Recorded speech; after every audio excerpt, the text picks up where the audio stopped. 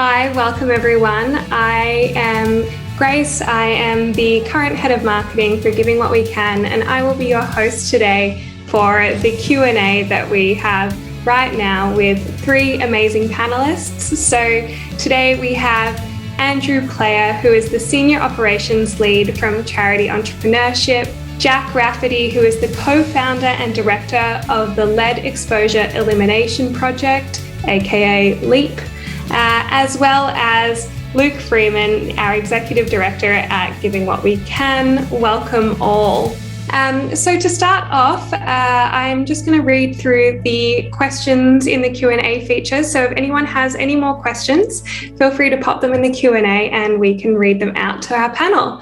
So to begin with, let's go with an increase in high net worth donors interested in effective giving, what is the role of smaller donors? This might be something that each of you could speak on. I think there are a few different ways to look at this question. I think one of them is through cause area, because there may be some niche giving opportunities that are neglected by relatively large donors, like big foundations. Some donors within the EA space, there's obviously a lot of infrastructure, as we've heard, for giving to global health and poverty through GiveWell, for example. There's less infrastructure there for a cause area like mental health, for example. So if that's a cause area that motivates you as a small donor, there may be some room for quite impactful giving in that space. Another way to look at it is just size and scale. So in the video from Joey Savoy, who's the co-founder of Charity Entrepreneurship, he mentioned how giving to a new young charity can be potentially a very high impact thing to do if that charity one day becomes, a GiveWell recommended level top cost-effective charity. Those kind of new young charities, like the kind we try to incubate at Charity Entrepreneurship, are often overlooked by bigger foundations who are looking for an intervention that's more proven or that can already operate at a certain scale that can take on a big donation. So I'll leave it there. So one thing I always like to reiterate is that anyone's donation might not make a world of change, but it does make a huge change for the worlds of those who it does affect. So even if there are some charities which do have access to a lot of funding, and that there are some large funders in the community now, there are still incremental funding opportunities, and some of them below the bar at which some very large foundations are willing to accept, but still an incredible giving opportunity. Something like Give Directly, GiveWell doesn't typically or hasn't re-granted to from their maximum impact fund, but you still get 100 times more impact by giving to that than you do by giving to help someone in a rich country like Australia in the near term. So that's, there's always this huge opportunity for impact. You might wait until we find some even better 500 times or 1,000 times opportunities, but there was always some really good opportunities. And then there are also cases where small donors can outperform. Like Andrew said, if you have access to special knowledge, you know that someone is particularly likely to be impactful, and you're taking a risk on something like charity entrepreneurship or small grants. Also, there are some things that large donors can't give to. For example, guarding against pandemics is currently lobbying the US government to be much more prepared for future pandemics. COVID was pretty bad, but the type of things that we could face in the future could be even much worse. But because it's a political action group, it has a limit of $5,000 per donor. So an individual small donor could hit that limit. Similarly, individual donors can get donor matching from their workplace. So there are lots of opportunities where smaller donors could outperform large, philanthropic institutions. I think Luke is basically spot on there. I think though high net worth donors are intensely useful, especially for early stage charities, that smaller donors will always be really useful in a number of ways. As Luke was saying, even if it isn't completely solving a problem, if money is being well used, extra bed nets can make a big difference to people who need them. And Yeah. Even if it's a small change on the ground, if this money is used cost effectively, it can still be really impactful. Yeah, and also sometimes foundations or large donors are restricted as the types of giving that they can do. So if you're willing to give to something that isn't a registered charity in a particular country that a large donor could have because they've got tax requirements, it could be a small grant or it could be a charity which hasn't yet got tax deductible status. Some countries require 5 years of financial statements before they can get tax deductibility. And if their money is sitting in something like a trust, the big large donors cannot give to that yet. I think those are all fantastic points. Thank you all for your points of view there. I think that, it's really encouraging to still feel like, as a small donor, we can make a difference. I think that sometimes people do get caught up in that idea of, we should just leave that to Bill and Melinda Gates or things like that. But I would hope that most of us would see the value in it. But I think it's a really good point. So moving along to our next question, Kane has asked, how has the list of the most effective charities at giving what we can changed compared to 5 years ago, and why? So Luke, you might be the best one to have a go at that. 5 years ago, Giving What We Can had only just gone cause neutral. It was still coming out of its early days of being very focused on global health and poverty. And at the time, I think about 5 years ago, the top charities, I think, were Against Malaria Foundation, Evidence Action's Deworm the World Program, and Project Healthy Children, which is now Sanku.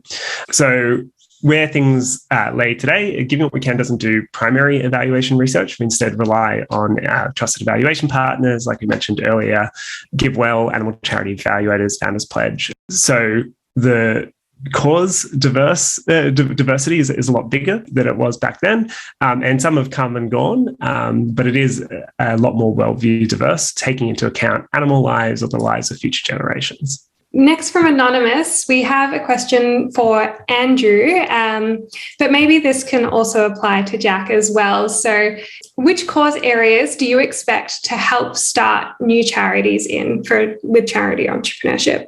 So for charity entrepreneurship, in the immediate short term, the next cause area that we're going to be focusing on is global health policy.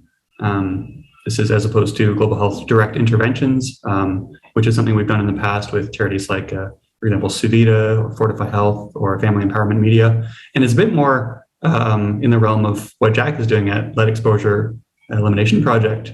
So figuring out what kinds of policy interventions should be adopted by those bodies with the greatest scale of resources to implement them, governments, and figuring out, if that intervention could be put in place, where might that be? Like, where is, a country or a jurisdiction that really needs that intervention, where we think, given the political factors, given the access we might be able to get to decision makers, that we could actually put some pressure on there and affect that change. So that's in the sort of immediate short term for our next incubation program. Further out in the medium term, we may be looking at cause areas, including animal policy. So again, the policy space, but focused on animal welfare. And then looking a bit more forward, global health and poverty interventions at higher scale. So looking towards ideas that, with the explicit intention that these are interventions that might be able to absorb a higher scale of funding to move through a higher scale of impact than we've explicitly looked at in the past. In the further long term, and as we go further out, this is more uncertain, but this is just what we're thinking of at the moment. We're excited about ideas like meta-science, maybe looking into biorisks. But that remains to be seen. Great. So maybe just expanding on that, like global health policy a little bit. So Jack, did you want to talk to us about how you think that LEEP is kind of addressing that policy aspect and why that's like a really impactful angle to go in at? Yeah. So one reason we've chosen policy is because lead policy in particular looks very exciting, but policy in general is quite an interesting area. Because one issue with a lot of NGOs is recurrent costs of, say, if you do something this year, then you may also need to do that again down the track.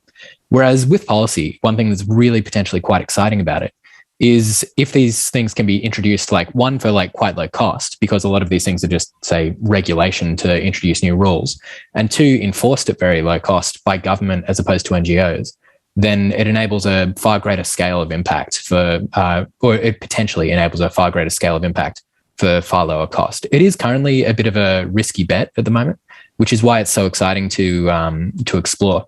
But it is.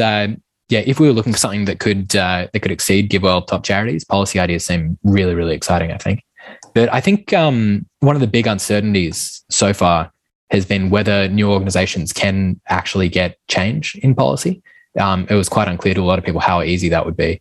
And there have been a few orgs that have had a bit of success about this. So it'll be really interesting to see how that progresses in the future. And we obviously hope that you and LEEP are one of those very successful organizations. That's right, yeah. The next question we have is, in your opinion, what has been the most exciting charity that charity entrepreneurship has incubated, apart from LEEP? So, Andrew, I might let you answer that. And maybe, Jack, I know that you obviously have worked quite a lot with them, so maybe you have some thoughts on that one as well. I mean, this is kind of an unfair question because I work with all of these organizations. I mean, part of our program is that even after they're launched, we continue to advise them. So, it feels a bit like picking favorites. But everyone has their favorite cause areas, and that can be some combination of rational calculation and different ideas about moral weights, and some might just be your personal intuition or even your personal sentiment. Personally, the one I've always been most excited about was Happier Lives Institute, because I like how they're bringing subjective well-being into the conversation space. It's relatively straightforward to use a metric like disability-adjusted life years or quality-adjusted life years when we were talking about public health as a metric to cross-compare effectiveness and cost effectiveness across different types of interventions. But if we bring subjective well-being into the conversation, essentially what people report about what's important to them and how they're experiencing their own well-being, that adds a whole other element of nuance. It's just something that I often wondered about in my previous jobs I've worked in before I was in the EA space, looking at that angle. So I think that's something that may Happier Lives Institute is a very small organization, but I think the impact of injecting subjective well-being into the conversation is something that could just reverberate throughout the whole movement. This is, I again have Andrew's issue, because there are so many really amazing charities, but I think I'm much more comfortable choosing favorites. So if I just rattle off a few, so I'll I think the work that Fortify Health has done in micronutrient fortification in across India has been really, really exciting and really, really positive. And it's very exciting to see EA-minded orgs actually making traction and getting well monitored progress on these sorts of things. So that's the one that really excites me. But another one that I think is really interesting in the animal welfare space is the Fish Welfare Institute, which is kind of pushing boundaries a little bit in similar to how Happier Lives Institute is pushing boundaries in that they're exploring to a new cause area. A lot of the animal welfare space is very focused on traditional animal welfare issues of chickens and cows, which are hugely important. But I think it's really interesting to see how the fish welfare team has kind of identified an animal that was neglected and just not their welfare wasn't really considered or thought about by many, and has since been trying to tackle that. And it seems like, as Andrew was saying, just like mental health could kind of reverberate through the movement, expanding moral circle seems like it could have a really positive effect all around. Next, we've got one for Luke around Giving What We Can. And the question is, how much do you expect Giving What We Can to grow over the next year? I feel like throwing that back to you, Grace, our new head of marketing.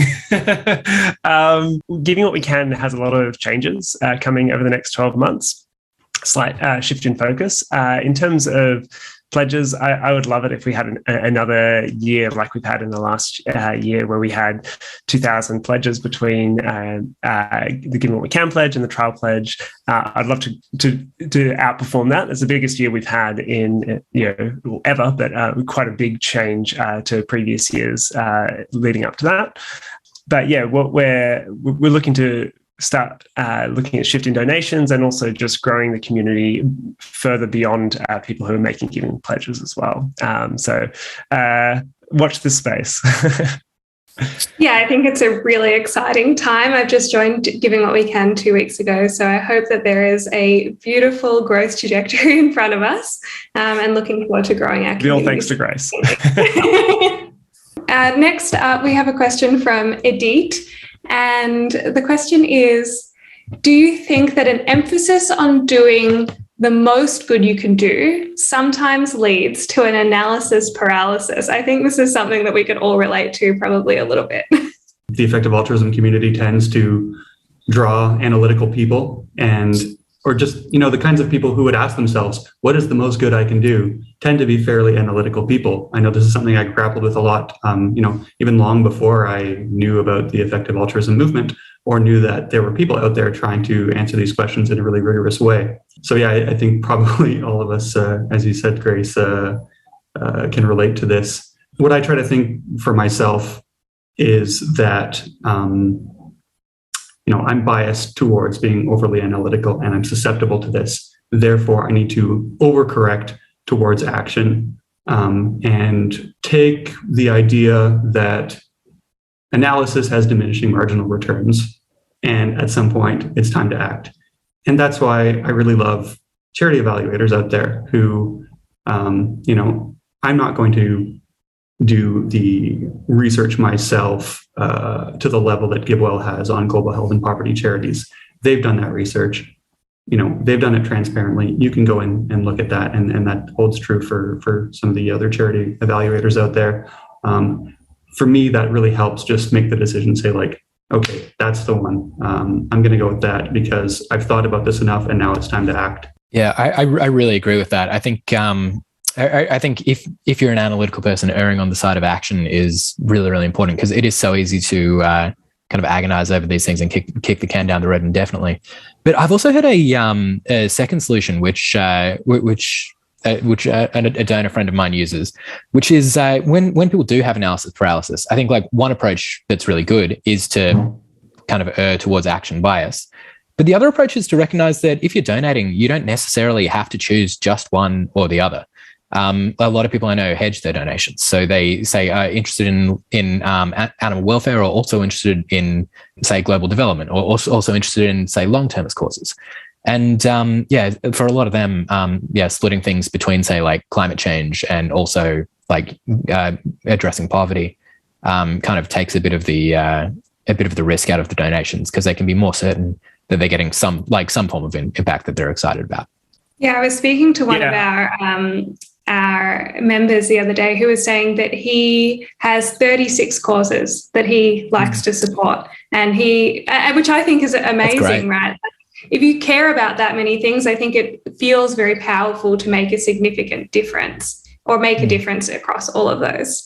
Something that I thought was, a different approach to what I think a lot of people in our community do. Luke, did you have something to say as well? One phrase that I quite like that I think Charlie Bressler from The Life You Can Save has used is it's not necessarily about trying to do the most possible good. It's about doing your personal best and keep trying to like beat what you've done before. And each time you look at this question, go, can I do better? And still act, but then go, can I do a little bit better this time?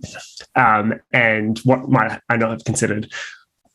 Which is also why I think taking the really long lifetime sustainable view of giving is great because you keep revisiting, on making sure that on some regular basis, whether it's annually or monthly or once every other year, whatever it is, set a rhythm to reviewing what you're doing. And it means you've got a long time to learn. And then typically people also build wealth over their lifetime. And so by the time you get later in life, you can be a lot more informed, and you've got there by trying. And by learning along the way. Yeah, that's, my personal mantra in life is I'm just trying my best. And I think this is another great,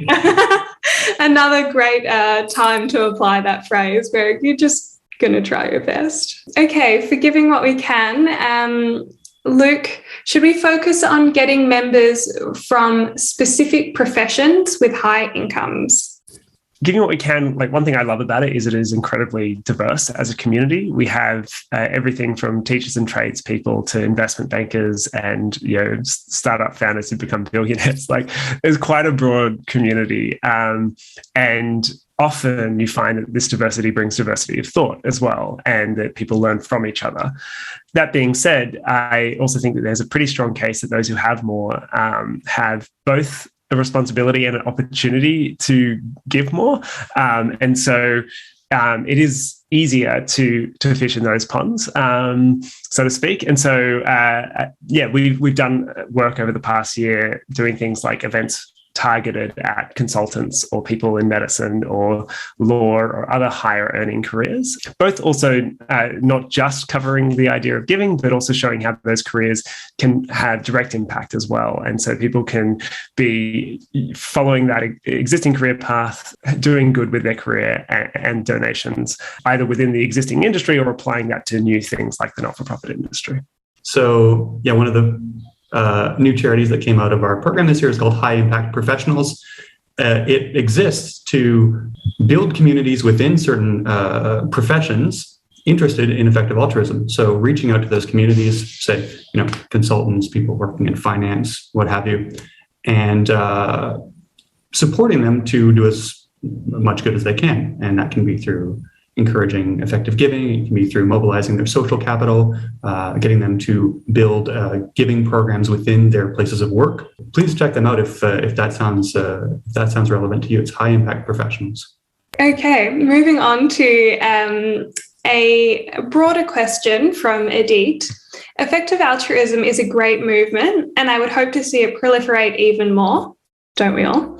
How do you see the community grow in the next 5 to 10 years? I have a view on this. I think that there's 2 levels to that. One is like a core effective altruism, people who are spending a lot of time thinking about how to do the most good with their resources, who are incredibly epistemically rigorous. And I also see that there is kind of this Venn diagram around that. People who are using charity research to decide how they give, people who are maybe working within a particular cause area in a professional level, and seeing each of those things growing as well. I think that there's been a lot of success relatively consistent success over the past few years of this community growing. And in fact, it does surprise me how often I might tell someone what I'm doing and they're like, oh yeah, effective altruism. I'm like, oh, that was not happening 5 years ago. So 5 to 10 years from now, I expect to see more of that. But I'm particularly excited about whether there's a label effective altruism or not. There are a bunch of really important world problems that are where there's a huge opportunity for impact. And I'd love to see those really start to get traction and make a lot of progress on solving and then finding new ones along the way. But just the increasing compassion and applying critical thinking to how we actually kind of embody that compassion, I think regardless if there is a label or not, that is something I want to see grow. And I think there are many avenues for that. The only thing I'd add to it I think Luke covered so much there of like both growing in terms of size and but I think one other angle is one thing we talk about a lot is effective altruism in terms of being a question rather than an answer. So that's another angle that I'd really like to see the movement continue to grow, that I think we've been like really passionate about over the last 5 years, that we're not really preaching about the right way to give. We're kind of exploring, we're exploring the questions and trying to identify what are the things that we haven't noticed yet that could be the best wins. So it'd be really exciting in the next 5 or 10 years to see new fields like Andrew was talking about with mental health before. Of this is something that people didn't really consider as a global health or a global priority 10 years ago. So it'd be really, really nice as we grow to see intellectual and cause growth there as well. And take up the opportunity to mention another nonprofit we incubated in our last round, which is called Training for Good. And to the question, I think the effective altruism community, what we'd like to see is taking all the many people who are interested and enthusiastic and motivated about getting themselves involved in the community and making sure that they are able to mobilize that energy into useful pathways. And so Training for Good, which is the name of the new nonprofit that came out, is focused on training people to upskill them to, hopefully slot them into useful roles in high impact organizations. So if that sounds like something that matches your interest, please do check them out. All right, we're getting close to the end, but let's try and do one more question at least. So from Anonymous, do you recommend those who are new to effective giving use grant-making funds to donate over charities? Yeah, so it really depends on the donor and their goals. So if you are quite new and your goal is very much to maximize impact and you have a lot of flexibility in that, in terms of you don't mind if it goes to small grants, you don't mind if it goes to charities, you're not quite sure about cause areas, and you want to just put together a portfolio that you believe that you can trust grant makers who to have like quite aligned values to you, I highly recommend funds as a way to, like, if decision fatigue is the reason you're not getting started, highly recommend funds. If the reason you're not getting started is you're trying to find like something that resonates with you, then I'd more recommend having a look through some charities and finding one that does that, because as I mentioned before, half the barrier is just getting started. And there is fortunately a situation where when you have a large community of people with shared values, what you do affects what someone else does. And so if you give to a highly impactful charity that a fund might re-grant to, that fund might re-grant just a little bit less. And if you give to a fund and not to a charity, and that charity still needs the funding, then that grant might go there. Look, it's not completely that straightforward, but at the end of the day, getting started is really, really important and valuable. Funds are a great way of finding great giving opportunities that individual donors wouldn't otherwise be able to access, but they can also be a little bit far removed for some donors as well. I'd agree with what Luke just said. It's a great way to get going. Another way to think about it is in terms of risk in some ways. So there's an easy analogy here with investing. You can take high risk, potentially high reward, potentially complete failure, bets with things like brand new charities, like Jack was mentioning. Working in policy space is potentially high risk. And, when we're launching new charities, we definitely expect I think it's reasonable to expect that some of them will not achieve their objectives. But then again, some of them might become, at the level of a GiveWell recommended charity or an Animal Charity Evaluators recommended charity. If you're looking for a potentially high risk, high reward opportunity, that may take a little bit more research. If you're looking for something that's relatively well proven and known, and is also like very, very highly impactful compared to the average nonprofit, then the charity evaluators that have been mentioned in this seminar today are your best bet. Yeah, the other thing that can be quite exciting about that is, especially for like early and medium stage charities, LEEP is thankfully past this stage. I think there's a stage early in a lot of charities' lives where they're kind of between seed funding and larger foundations and things like this, where they might not necessarily get funded from elsewhere. So if there's strong counterfactual value in like certain areas of if a thing might not have received funding otherwise, then there's potentially huge amounts of impact to be had there. But of course, those opportunities exist in bigger organizations as well, here and there. So we might do one very quick last question. It's a bit more of a meta question from Sonia, and then we'll close up. So Sonia has asked if we think there's a reason that GiveWell might be a more popular charity evaluating organisation than the Life You Can Save within effective altruism. GiveWell do a lot more direct research. The Life You Can Save do some, and they're starting to do a bit more. They also have different focuses. The Life You Can Save is a bit more broad in their focus, trying to be appealing to a broader range of people, and they've had incredible growth in the last year trying to do that, using also Peter Singer's book and his presence as a public intellectual is quite helpful. GiveWell have a very, very specific lens at which they look at charities. They have a fixed cost effectiveness model that they apply across the board. And it is a lens to look at the world. It's a great lens in many ways, but the Life You Can Save, take a little bit more of a diverse approach to that.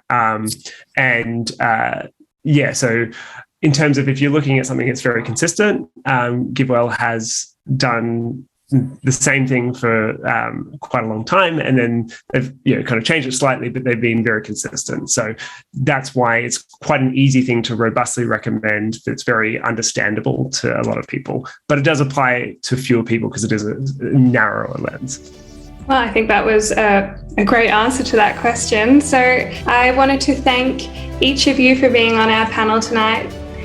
It's been a really great discussion, and I think it's been a really great way to kind of end our Giving Tuesday here in Australia. If you fill in our post-event survey, as well as if you've registered for our event, we'll be able to send you links to everything that we've mentioned today, our giving guide for 2021 from Giving What We Can, as well as you can opt to receive a free book on effective altruism. So if you go to bit.ly/EG Day 2021, that's where you'll be able to find our post-event survey. And I'm sure that Luke just put it in the chat because he is so onto it. So thank you so much to our panel, to all of the organisations who have been a part of organising Effective Giving Day 2021, and mostly to all of our attendees who came to learn a little bit more about effective giving. We hope that this has been a useful hour moving into the giving season at the end of 2021. Thank you so much for being here.